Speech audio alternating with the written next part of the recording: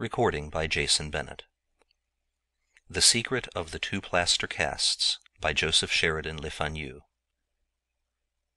Years before the accession of Her Majesty Queen Victoria, and yet at not so remote a date as to be utterly beyond the period to which the reminiscences of our middle-aged readers extend, it happened that two English gentlemen sat at a table on a summer's evening, after dinner, quietly sipping their wine and engaged in desultory conversation. They were both men known to fame. One of them was a sculptor whose statues adorned the palaces of princes, and whose chiseled busts were the pride of half the nobility of his nation. The other was no less renowned as an anatomist and surgeon.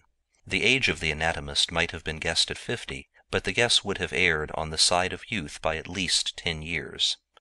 That of the sculptor could scarcely be more than 35.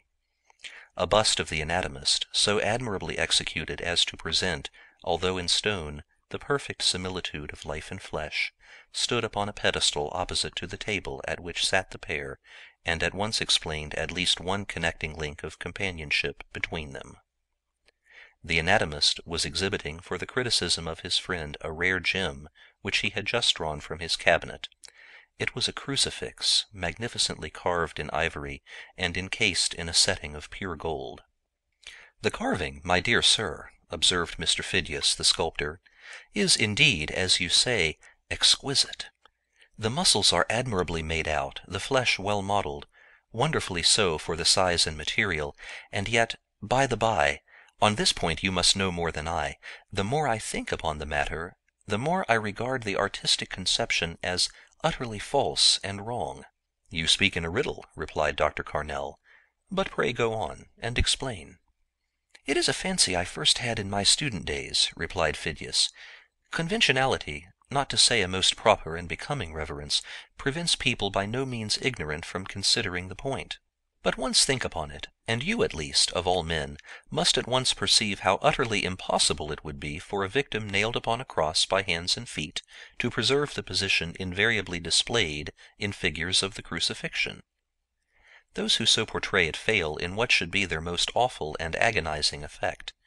Think for one moment, and imagine, if you can, what would be the attitude of a man, living or dead, under this frightful torture." "You startle me," returned the great surgeon, "not only by the truth of your remarks, but by their obviousness. It is strange indeed that such a matter should have so long been overlooked. The more I think upon it, the more the bare idea of actual crucifixion seems to horrify me, though heaven knows I am accustomed enough to scenes of suffering. How would you represent such a terrible agony?" "Indeed, I cannot tell," replied the sculptor. "To guess would be almost vain. The fearful strain upon the muscles, their utter helplessness and inactivity, the frightful swellings, the effect of weight upon the racked and tortured sinews, appall me too much even for speculation." "But this," replied the surgeon, "one might think a matter of importance, not only to art, but higher still, to religion itself." "Maybe so," returned the sculptor, "but perhaps the appeal to the senses through a true representation might be too horrible for either the one or the other." "Still," persisted the surgeon, "I should like, say for curiosity, though I am weak enough to believe even in my own motive as a higher one, to ascertain the effect from actual observation." "So should I, could it be done, and of course without pain to the object, which, as a condition, seems to present at the outset an impossibility." "Perhaps not," mused the anatomist. "I think I have a notion. Stay, we may contrive this matter.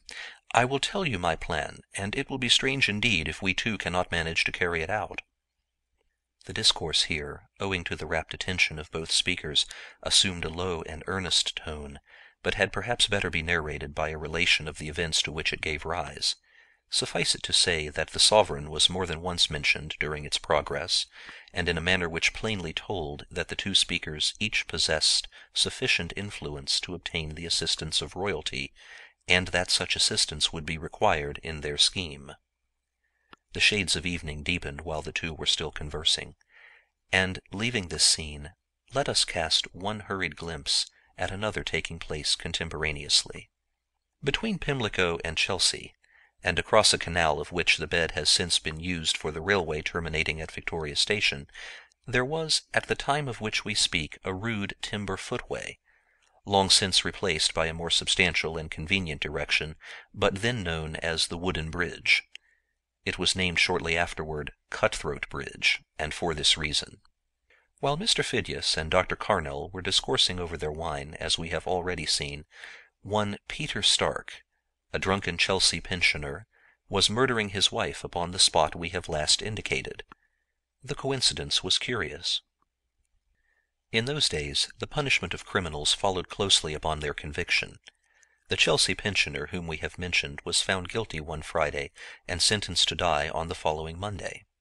He was a sad scoundrel, impenitent to the last, glorying in the deeds of slaughter which he had witnessed and acted during the series of campaigns which had ended just previously at Waterloo. He was a tall, well-built fellow enough, of middle age, for his class was not then, as now, composed chiefly of veterans, but comprised many young men, just sufficiently disabled to be unfit for service. Peter Stark, although but slightly wounded, had nearly completed his term of service, and had obtained his pension and presentment to Chelsea Hospital. With his life we have but little to do, save as regards its close, which we shall shortly endeavor to describe far more veraciously, and at some greater length than set forth in the brief account which satisfied the public of his own day, and which, as embodied in the columns of the few journals then appearing, ran thus. On Monday, Peter Stark was executed at Newgate for the murder at the Wooden Bridge, Chelsea, with 4 others for various offences. After he had been hanging only for a few minutes, a respite arrived, but although he was promptly cut down, life was pronounced to be extinct. His body was buried within the prison walls. Thus far history. But the conciseness of history far more frequently embodies falsehood than truth. Perhaps the following narration may approach more nearly to the facts. A room within the prison had been, upon that special occasion and by high authority, allotted to the use of Dr. Carnell and Mr. Phidias, the famous sculptor, for the purpose of certain investigations connected with art and science. In that room Mr. Phidias, while wretched Peter Stark was yet swinging between heaven and earth, was busily engaged in arranging a variety of implements and materials, consisting of a large quantity of plaster of Paris, 2 large pails of water, sonic tubs, and other necessaries of the moulder's art. The room contained a large deal table, and a wooden cross, not neatly planed and squared at the angles, but of thick, narrow, rudely sawn oaken plank, fixed by strong, heavy nails. And while Mr. Phidias was thus occupied, the executioner entered, bearing upon his shoulders the body of the wretched Peter, which he flung heavily upon the table. "You are sure he is dead?"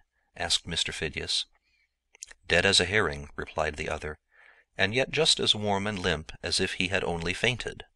"Then go to work at once," replied the sculptor, as turning his back upon the hangman, he resumed his occupation. The work was soon done. Peter was stripped and nailed upon the timber, which was instantly propped against the wall. "As fine a one as ever I see," exclaimed the executioner, as he regarded the defunct murderer with an expression of admiration, as if at his own handiwork, in having abruptly demolished such a magnificent animal.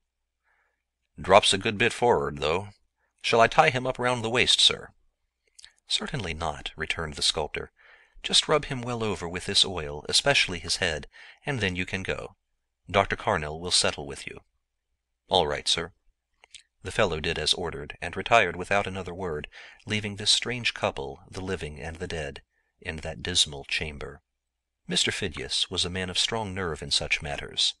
He had been too much accustomed to taking posthumous casts to trouble himself with any sentiment of repugnance at his approaching task of taking what is called a peace mold from a body.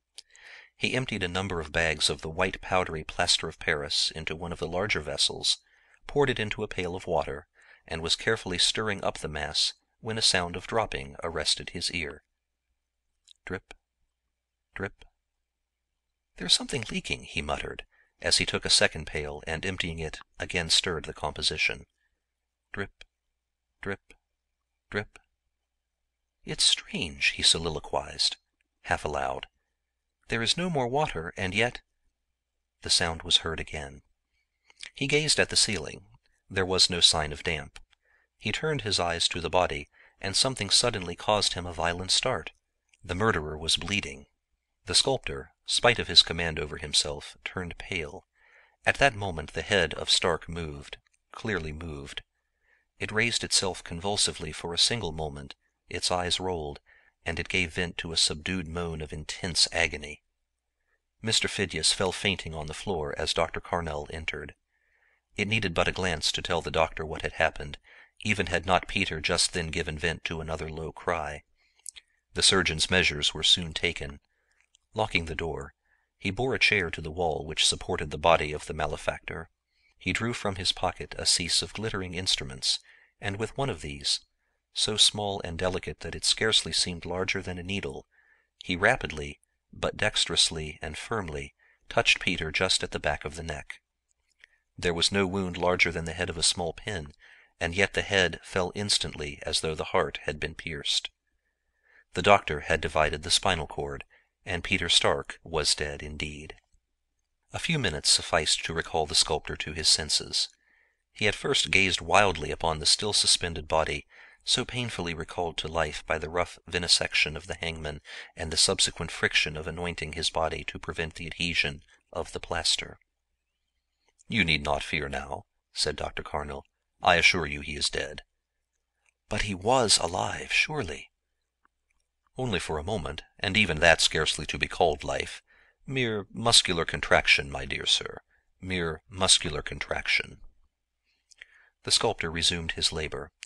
The body was girt at various circumferences with fine twine, to be afterward withdrawn through a thick coating of plaster, so as to separate the various pieces of the mold, which was at last completed, and after this Dr. Carnell skillfully flayed the body to enable a second mold to be taken of the entire figure, showing every muscle of the outer layer.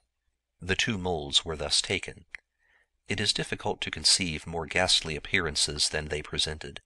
For sculptor's work they were utterly useless, for no artist except the most daring of realists would have ventured to indicate the horrors which they presented.